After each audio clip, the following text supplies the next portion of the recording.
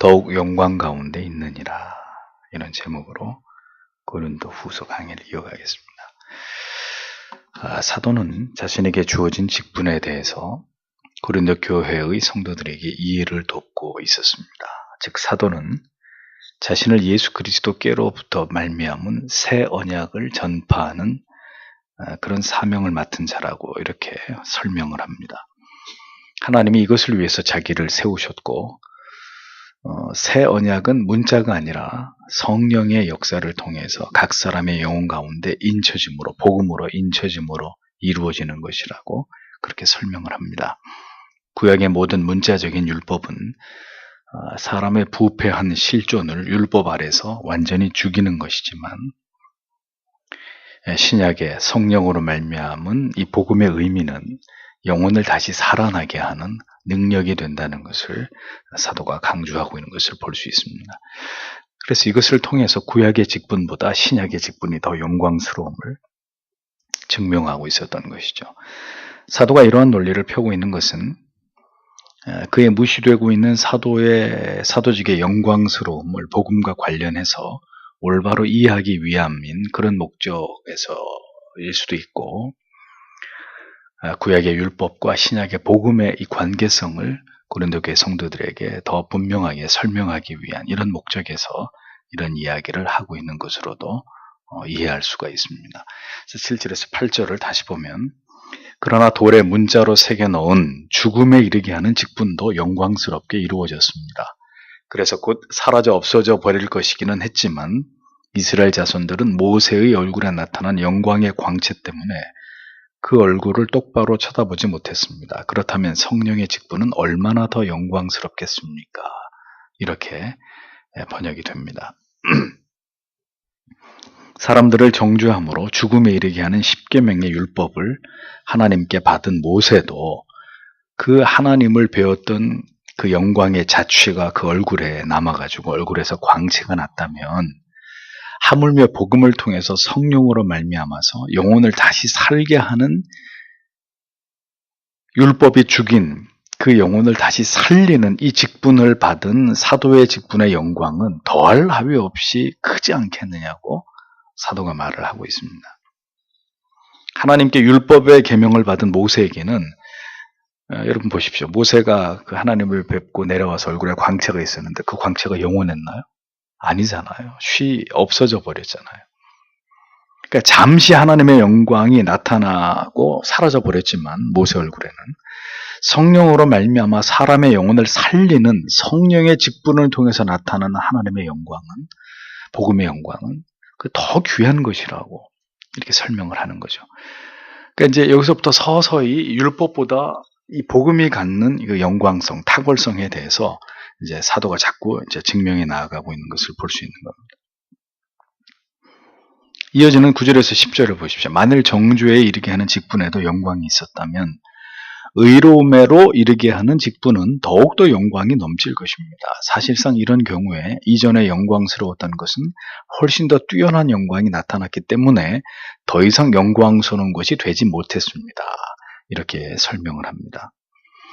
사도는 정죄의 율법을 전한 모세의 직분보다 복음의 칭의를 인도하는 사도의 직분의 영광스러움을 더 높입니다. 이것은 사도의 직분을 높이기 위함이 아니라 복음을 통해서 영혼을 살리시는 성령이 주신 그 영광스러운 사명과 이 일을 행하시는 성령의 역사를 사도가 강조하기 위함인 것이죠. 그것은 구약의 율법보다 더 월등한 것이다. 이것을 사도가 강조하고 있는 것입니다. 예를 들면 이런 거죠. 밤새도록 촛불을 켜놨었는데 해가 뜨기 시작합니다.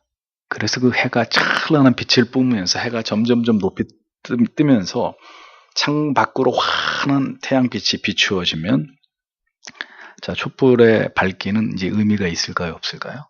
없단 말이죠. 강렬한 태양빛에 그냥 흡수되어 버려서 촛불의 밝기는 더 이상 의미가 없는 것이 되어버리듯이, 옛 언약의 그 영광스러움은 이제 그리스도의 복음을 통해서 영혼을 살리시는 성령의 역사의 그 영광스러움, 그 빛 속으로 흡수되어 버린 것을 사도가 이렇게 설명을 하면서 이제 그 새 언약 아래에서의 영혼을 살리는 일을 위해서 내가 사도로 부름을 받은 것이다. 이렇게 설명하고 있는 거죠. 그러나 우리가 이 본문을 보면서 주의해 보아야 될 것은 사도는 분명히 과거의 율법과 율법의 직분도 분명히 어떤 것이라고 얘기합니까? 영광스러운 것이라고 얘기하는 거예요. 구원에 이르게 하는 율법은 아닐지라도 율법은 분명히 예수 그리스도의 복음 앞으로 나오게 하는 훌륭한 몽학 선생이기 때문에 그 직분과 사명의 영광스러움에 대해서도 인정하고 있는 것입니다. 그러니까 신자는 반드시 율법의 기능과 지금 이제 기독교 강요하면서도 이 부분을 집중적으로 논하고 있는데 공교롭게도 또 이 고린도 후서에도 지금 이 말씀이 이렇게 나옵니다. 반드시 율법의 기능과 은혜의 복음 사이의 이 상관관계를 신자는 반드시 이것을 올바르게 이해하고 그러니까 자기에게 베풀어진 구원이 어떤 경로를 통해서 자기 영혼 가운데 임하게 되었는지 율법과 복음을 통해서 이것을 올바로 깨닫고 이해하려고 하는 노력이 반드시 필요하다는 겁니다. 네. 그러니까 이런 식의 그 구약의 율법과 신약의 복음을 제대로 이해하지 못하니까 심지어 목회자 중에서도 구약을 아예 설교를 하지 않는 목회자들이 있습니다. 구약은 다 이미 폐지된 거니까 구약은 율법은 설교할 필요가 없고 복음만 설교하면 된다. 이렇게 참 말도 안 되는 이런 주장을 하는 목회자들도 있다는 거예요. 이제 그런 영향을 받게 되니까 성경을 읽어도 그 딱딱한 구약은 읽지 말고 그냥 신약만 읽으면 돼. 이렇게 하나님의 말씀을 편식하는 절대로 지혜롭지 못하고 올바르지 못한 이런 기형적인 신앙이 나타나는 것입니다. 이 부분에 대한 분명한 이해가 없게 될 때 신자는 율법과 복음 사이에서 큰 혼란을 겪게 되는 것은 불가피한 일이 될 수 있습니다. 신자는 반드시 율법을 통해서 인간의 심히 죄악됨과 자신의 그 의를 행할 수 없는 그 전적인 무능의 상태에 대해서 깊이 이것을 절감하고 처절히 깨달아야 되고 그것을 바탕으로 그러하기 때문에 더 복음이 예수 그리스도의 십자가가 위대하다는 사실 앞에서 그 십자가의 도에 천착하면서 진정한 영혼의 자유와 평강을 누릴 수 있는 자들이 되어야 된다는 거예요. 그리고 신앙의 삶이라는 게 그 복음 안에서의 자유라는 것을 반드시 깨닫고 경험하고 그 복음 안에서 살아가는 삶을 살아가야 한다는 것입니다. 율법을 통해서 하나님을 경외하는 도를 배우되 율법주의에 사로잡혀가지고 자기 의로 인해서 교만함에 치우치는 그런 우를 절대로 범해서는 안 되는 것이죠. 잊어버리지 마십시오. 신자에게 율법을 통한 영광은 없습니다. 오직 예수 그리스도의 구속의 은혜 속에서 누리게 될 부활과 영생의 영화의 영광만이 존재할 뿐이지 율법을 통해서 우리가 얻을 수 있는 영광은 없어요. 우린 율법 아래서 전부 다 타락한 죄인이고 죽어버린 자들이잖아요. 율법을 가지고 무슨 우리가 거기서 영광을 찾아요. 잘못된 율법주의로 가면 내가 뭔가를 했다는 것 때문에 끊임없이 나를 높이려고 하는, 나를 드러내려고 하는 이 어리석음에 빠지는 거예요. 그것으로 어떤 영광을 기대하려고 하는 그게 율법주의예요. 이런 신앙이 나타나는 거예요. 어디서요? 저 알미니안 쪽에서 혹은 인본주의를 강조하는 그런 교회에서.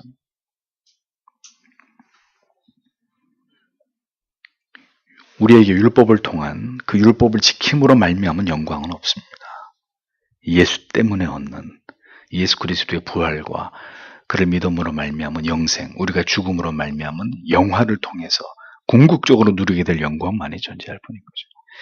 11절을 보십시오. 사라져 없어져 버릴 것도 영광스러웠다면 계속 남아있게 될 것은 얼마나 더욱더 큰 영광 가운데 있겠습니까? 이렇게 기록되어 있습니다. 그러니까 옛 언약 시대에서 율법 아래서의 하나님의 구원 계획은 일시적인 것이었고 물질적인 것이었다면 예수 그리스도를 통한 새 언약 아래서의 구원은 영속적이고 영적인 것이란 말이에요. 그러니까 구약의 율법은 신약의 그리스도로 말미암은 구속의 은혜에 대한 그림자이고 예표에 지나지 않는 것입니다. 바울 사도가 말하는 이 두 직분의 비교는 그냥 단순한 직분의 비교가 아니라 구약과 신약, 즉 율법과 복음의 차이를 설명하는 것으로 이 바울 신학의 중심이고 나아가서 신약을 구성하고 있는 신약을 구성하고 있는 신학의 근본이 되는 굉장히 중요한 주제라. 사도는 계속해서 구원을 이루는 영광스러운 복음의 찬란한 영광의 가치를 찬양하고 있습니다. 그러나 다시 강조하건대 이 말씀은 그래서 율법 폐기론을 주장하는 말씀이 절대로 아니라는 것을 여러분들 분명히 기억하셔야 합니다. 사도는 분명히 소멸될 율법도 하나님께로부터 말미암은 영광스러운 것이라고 표현합니다. 그 율법의 영광과 의미와 그 기능을 올바로 이해한 자라야 이후에 오는 복음을 통한 영광이 얼마나 더 찬란하고 아름답고 나에게 있어서 고귀한 것인지를 선명하게 깨닫고 경험하게 될 수 있다는 것을 절대로 잊어버리면 안 되는 거예요. 그래서 오늘도 이런 말씀을 여러분들에게 드립니다. 아니 왜 신앙이 미지근하냐 이거죠. 왜 신앙이 예수를 믿는 우리의 신앙이 왜 지리멸렬하냐. 왜 차지도 않고 덥지도 않은 이런 상태가 병적으로 때에 따라서 이렇게 신앙의 기복이 있기도 합니다. 영적인 침체에 빠지기도 하고 신앙이 하향복선을 그릴 때도 있어요. 그런데 왜 계속 그런 상태냐 이거죠. 왜 계속 차지도 않고 덥지도 않는 이 미지근한 상태, 병적인 유아기의 상태, 자라지 못하는 이런 지리멸렬한 상태가 왜 지속되느냐. 그것은 여러분들에게 분명히 말씀드리건데 우리의 구원의 과정에 있어서 율법 아래에서 인간의 그 힘이 죄됨과 전적 무능과 그 부패의 실존을 바로 자신 안에서 발견함으로 그것으로 인한 양심의 깊은 가책과 통렬한 어떤 고통과 괴로움과 생애적인 그 영혼의 진통을 그 사람이 그것을 통과하지 않고 복음 앞으로 갔기 때문에 그 얘기는 이제 구약을 찢어버리고 신약만 가지고 구원받겠다는 얘기와 같은 것인데, 그러니까 율법 자체를 그러니까 인정하지 않는, 그러니까 율법 자체가 필요 없는 것으로 이렇게 취급하는 반쪽짜리 구원밖에 안 되는 거죠. 그러니까 율법을 통과하지 않은 복음의 껍데기만을 취한 쉬운 구원, 간단한 구원, 사변적이고 지식적이고 그런 구원의 자리에 머물러 있는 한 결단코 구원의 감격과 영생의 궁극의 그 영광을 한 영혼 가운데 기대하는 것은 불가능한 일. 그건 만무한 일입니다. 그래서 교회를 오래 다니는 사람들이나 혹은 모태신앙자들이 바로 이런 어려움에 직면하는 거예요.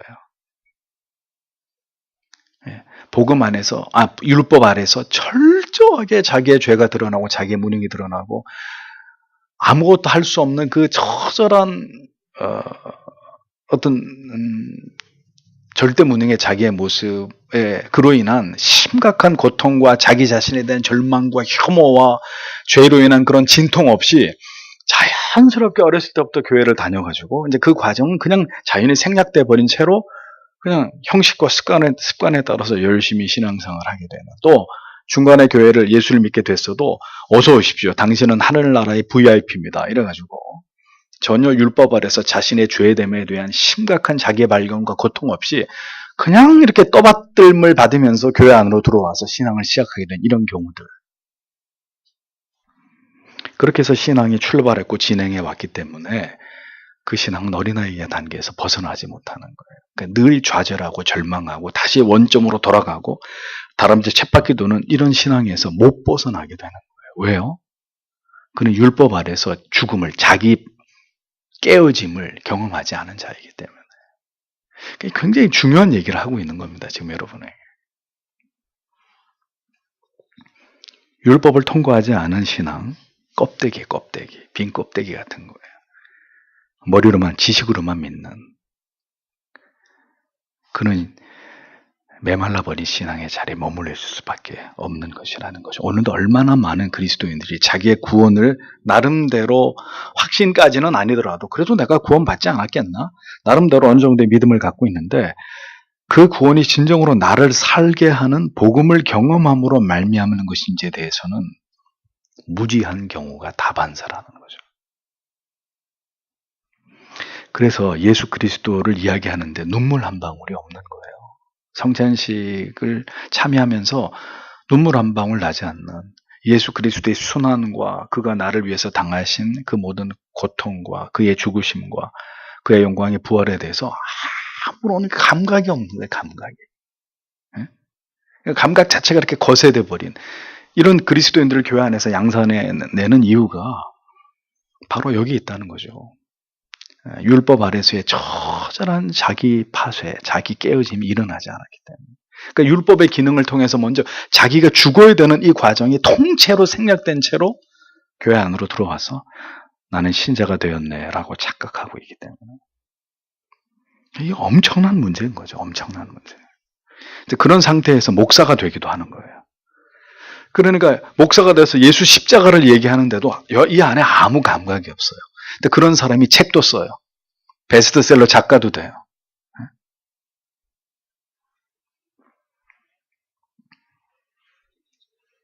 그런 구원에 대한 막연한 지식과 빛바른 감정으로는 절대로 환난 날 자기의 믿음을 지킬 수 없다는 것조차도 알지 못합니다.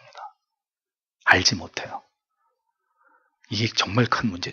그래서 제가 말씀드리는 거예요. 지금은 모른단 말이에요. 지금은 몰라요. 그냥 교회 나오면 다 믿음이 있는 사람처럼 보이고 다 천국 가는 사람들처럼 보여요. 여러분들의 삶의 개인적인 혹은 국가적인 민족적인 환난과 핍박이 오면 그때 다 드러나는 거예요. 그 사람이 정말 믿음 있는 사람이고 그리스도를 바라보고 예수 안에서 소망을 찾는 사람인지 그렇지 않은지가 다 100일 전에 드러나는 거예요. 잊어버리지 마십시오. 복음을 더 복음 되게 하는 것이 뭐죠? 율법입니다. 율법의 정죄의 화살을 가슴에 맞지 않은 자는 복음이라고 하는 우리를 다시 살게 하는 그 영원한 명약의 효험을 알 길이 없어요.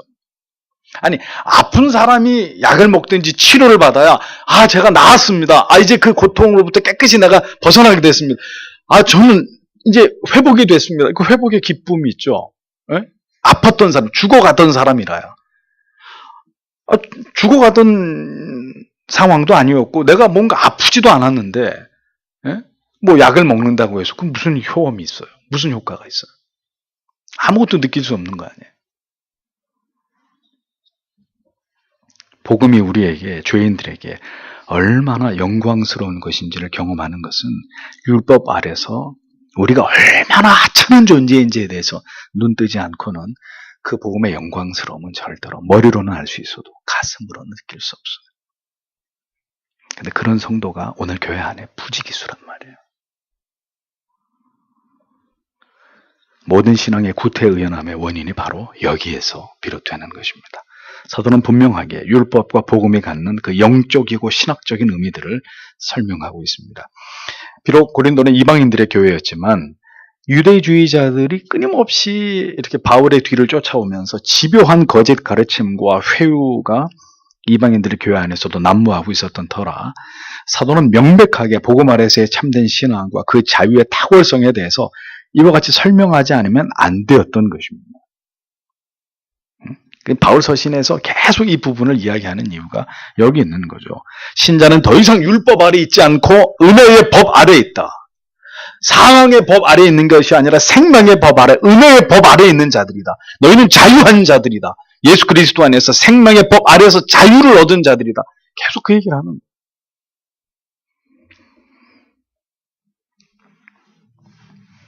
그럼에도 불구하고 이것이 만약에 이러한 지식이 지금 바울이 말하는 이러한 지식이 우리의 삶의 방종을 가져온다면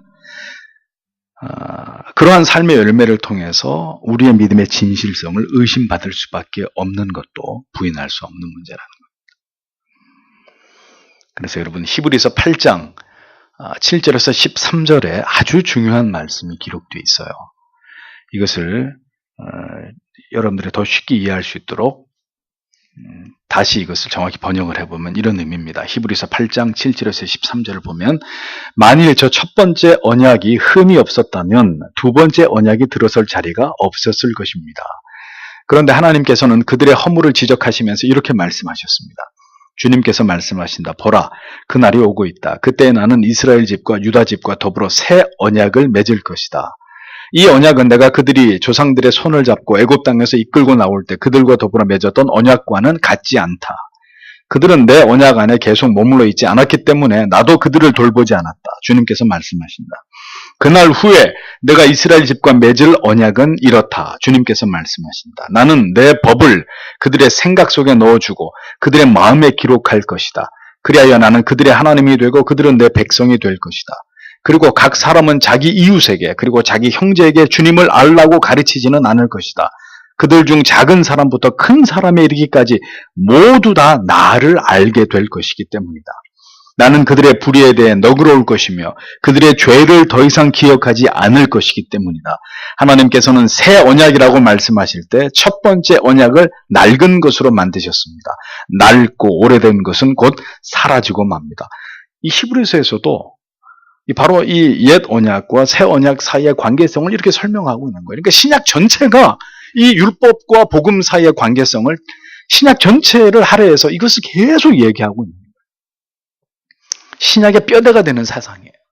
우리는 율법 아래 있지 않고 예수 그리스도의 은혜 아래, 복음 아래 있는 자들이다. 그 아래서 자유한 자다. 신약의 핵심 사상이란 말이죠. 히브리서의 기자는 예수께서 친히 율법과 자신을 통해서 세우실 새 언약에 대해서 설명하신 것을 인용하면서 옛 언약과 새 언약 사이의 관계를 설명한 것입니다.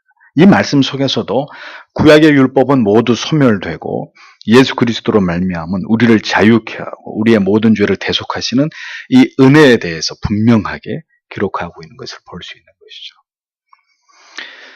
그래서 이제 이 주제를 가장 강렬하게 드러내고 있는 책이 로마서가 되는 거예요. 로마서. 신약의 다이아몬드라고 하는. 이 로마서에서 아주 정확하게 이제 이 주제에 관해서 설명하면서 그리스도 예수 안에서 모든 성도들이 결코 정죄함을 받을 수 없다는 걸 선언하고 있는 거예요.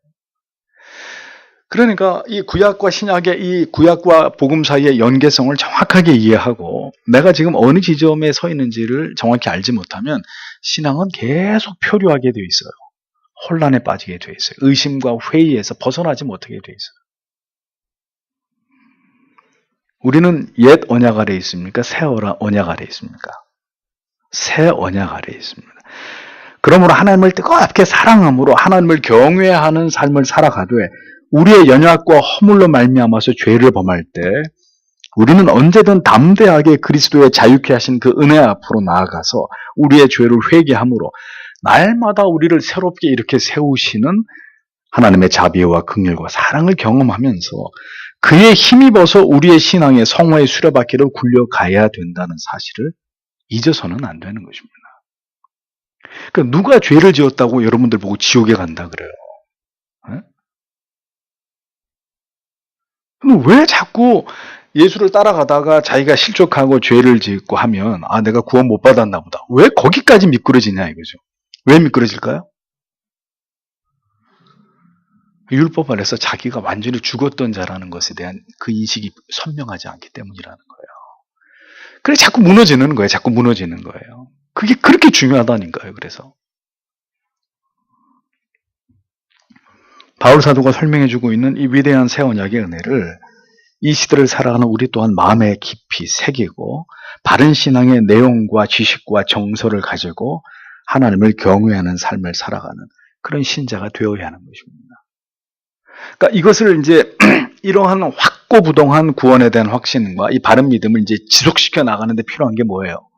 경건인 거예요. 그 경건을 통해서 하나님 주신 은혜 이런 것들이 이제 점점 더 그것을 더 깊이 뿌리내리게 하고 더 공고하게 하는 그런 어떤 요소가 되는 것이죠. 그런데 이런 바른 은혜, 바른 말씀과 교리와 지식 안에서 한때 구원의 분명한 확신을 가졌어도 이제 개인적 삶에 있어서의 경건과 성화가 더디 수행되는 사람에게는 어떤 일이 벌어지겠어요? 자꾸 이렇게 미끄러지고 때때로 이렇게 회의에 빠지고 무너지고 거기서 못 헤어나오고 이런 문제가 생기는 거예요. 개별적으로 그런 문제가 발생하는 것이죠. 나중에 로마서 강해하면 이 부분이 더 선명하게 여러분들에게 이해가 되실 겁니다. 아름다운 이 복음을 전하는 영광스러운 직분이 사도 직분이겠습니까? 오늘도 이 복음을 확신하고 이 예수 그리스도의 복음을 전하는 자들과 그들의 삶의 그 모습이 그 자리가 그들이 서 있는 그 자리가 모두 다 아름답고 영광스러운 큰 영광이 예비되어 있는 보배로운 자리라는 사실을 우리는 잊어서는 안 되는 것입니다. 2000여 년 전에 사도가 고린도 교회 성도들에게 왜 이런 말을 해야만 됐는지를 깊이 생각해 보십시오. 그리고 우리의 신앙에서 종종 발견될 수 있는 언제든 율법 아래서 한없는 절망감으로 괴로움과 혼란 속에 살아가거나 아니면 자기 의에 사로잡힌 오만함에 우리가 그렇게 경도되지 않기를 우리가 언제나 하나님 앞에서 소망함과 동시에 복음 아래서 참된 자유가 우리에게 주신 그 참된 자유가 무엇인지를 경험하는 그것을 누리는 그런 복된 성도의 삶을 살아가는 것이 모든 성도들의 삶의 목표가 그 내용이 되어야 한다는 사실을 여러분들은 분명하게 그것을 기억하셔야 되는 것입니다. 오늘도 그것을 간절히 소망하고 진리가 우리를 바른 신앙의 길로 인도해 주신다는 사실을 확신하고 오늘도 그것을 위해서 하나님 앞에 기도하시는 그런 밤이 되셔야 될 줄 믿습니다. 기도하겠습니다.